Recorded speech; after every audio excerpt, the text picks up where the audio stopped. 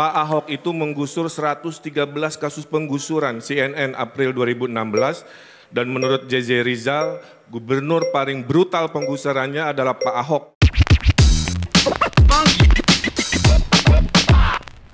Yo guys, nih Pilkada Jakarta nih. Dari dulu nih selalu menjadi panggung politik yang strategis dan simbolis. Nah, namun dinamika kampanye akhir-akhir ini nih semakin memanas guys. Dengan munculnya beberapa blunder yang menurut gue ini mempengaruhi elektabilitas pasangan. Nah, tren terbaru nih menunjukkan bahwa momentum kemenangan nih ini perlahan-lahan bergeser ke pasangan Pramdul. Nah, popularitas mereka naik, terutama setelah serangkaian blunder guys yang dilakukan oleh pasangan Ridho, yaitu Ridwan Kamil dan Suswono. Nah, RK yang awalnya digadang-gadang sebagai calon kuat nih, justru menghadapi tren penurunan elektabilitas setelah serangkaian kesalahan strategi dan komunikasi. Blunder pasangan Ridho nih, ini adalah pukulan balik untuk Kim Plus guys. Nah, RK dalam debat publik terakhir tuh, lo pada lihat kan? Nah, ini membuat pernyataan kontroversial menurut gua. Dengan menyebut kebijakan penggusuran era Ahok itu sebagai penggusuran brutal. Nah, ucapan ini dianggap blunder guys. Blunder besar karena mencederai segmen pemilih yang masih mengapresiasi kepemimpinan Ahok di Jakarta. Nah, sebelumnya nih, blunder lainnya datang dari Suswono, wakilnya, yang terseret dalam dugaan kasus penistaan agama. Nah, kelemahan lain nih yang terlihat jelas nih adalah mesin partai Kim Plus yang nggak solid guys. Hanya PKS nih dan Golkar yang terlihat bekerja keras demi kepentingan mereka kan, yaitu kader mereka nih yang jadi calon gubernur dan wakilnya. Nah, otomatis nih partai-partai lain dalam koalisi ini kayaknya kok nampaknya setengah hati nih, dan bahkan dianggap tidak turun ke lapangan. Bahkan seperti menunggu instruksi nih langsung dari Presiden Prabowo. Nah, endorsement dari mantan presiden nih, Pak Mul nih, tampaknya menurut gue nggak cukup untuk menggerakkan mesin Kim Plus di Jakarta. Nah, pasangan Pramono dan Rano kini menjadi sorotan dengan tren kenaikan suara nih yang signifikan guys.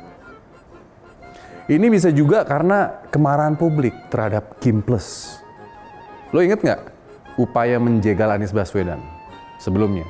Nah, ini meninggalkan kesan yang amat buruk guys pada sebagian besar masyarakat Jakarta, yang kini melihat pasangan Pramdul nih sebagai alternatif netral. Nah, pasangan Pramdul juga lebih konsisten guys, turun langsung ke masyarakat, menyapa warga di 260 kelurahan Jakarta. Ini beda banget loh dengan strategi pasangan Ridho yang lebih mengandalkan influencer berbayar dan endorsement dari elit. Nah, malah nih sebelumnya nih Kim Plus sempat mencoba strategi melawan kota kosong. Ingat kan lo? Atau calon boneka. Iya kan? Nah, namun strategi ini nih justru dianggap sebagai pelecehan guys terhadap akal sehat masyarakat Jakarta. Banyak loh pemilih menilai upaya ini sebagai bentuk politik transaksional menurut gue, yang mengabaikan nih kepentingan rakyat Jakarta, masyarakat Jakarta. Nah, salah satu kelemahan utama nih pasangan Ridho, yaitu ketergantungan pada kampanye berbasis elit guys. Endorsement dari presiden terpilih atau mantan presiden, serta penggunaan influencer berbayar untuk mendongkrak popularitas mereka. Nah, padahal nih, Jakarta adalah kota dengan dinamika masyarakat yang kritis menurut gue. Pemilih Jakarta menuntut interaksi langsung dengan calon, Bukan sekedar pencitraan di media sosial, joget-joget gitu, seperti joget Kemayu. Nah, kemenangan dalam Pilkada Jakarta nggak bisa diraih dengan mengandalkan endorsement tokoh besar atau influencer berbayar aja. Sebaliknya nih, pasangan Jakarta Menyala, Pramdul, dengan momentum kenaikan elektabilitas, harus mempertahankan pendekatan mereka nih berbasis akar rumput, turun, untuk menarik lebih banyak dukungan.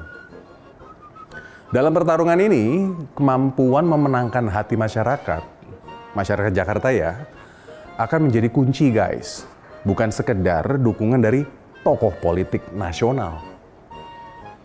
Nah, Pilkada Jakarta adalah panggung yang menuntut kejujuran, kerja keras, kecermatan.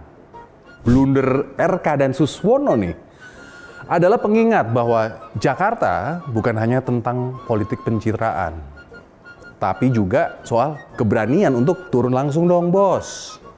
Menyapa, mendengarkan masyarakat Jakarta.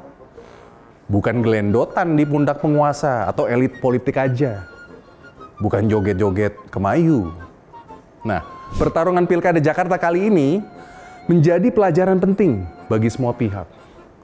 Nggak ada ruang untuk strategi politik instan atau manipulasi. Di kota yang menjadi pusat perhatian nasional ini, hanya kandidat yang benar-benar merangkul rakyat dan menyentuh akar permasalahan masyarakat yang akan keluar sebagai pemenang. Itu opini gue. Salam untuk Jakarta Menyala. Gue Singgih.